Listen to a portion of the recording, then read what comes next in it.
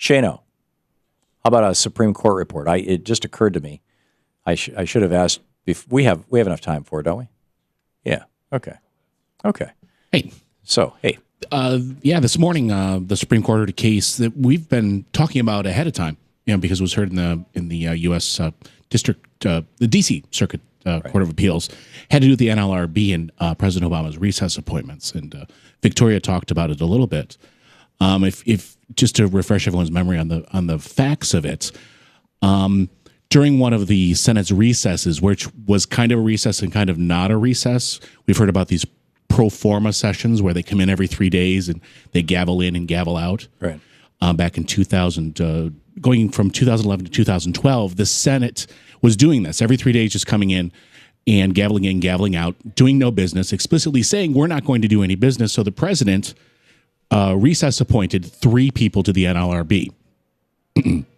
After that appointment, those 3 appointments, the NLRB convened. National Labor Relations Board. Yeah, they issued some decisions, and one of the losers, Noel Canning, in one of those rulings, sued and said, "Hey, those 3 appointments were not constitutional. There wasn't a quorum on the NLRB at the time the decision was issued, so I'm suing and I'm challenging this." And that's what the court heard today. Whether or not the president can recess appoint when the Congress isn't really in recess. They're just coming in every 3 days. And Victoria was right. I haven't read any of the other accounts yet, but I would be surprised. It would probably be a 9-0 decision, I'm saying. I really think this because the whole idea of the president being able to recess appoint somebody rather than it going through the Senate was that in 1787, when the Constitution was written, there were long stretches of time when you couldn't get a quorum. You couldn't get people from the farther away states. Sure. They would take 6 months off. Yeah. And it was put in there so that you could take those 6 months off, and it took a long time to get back to D.C., and they wanted the government to still function.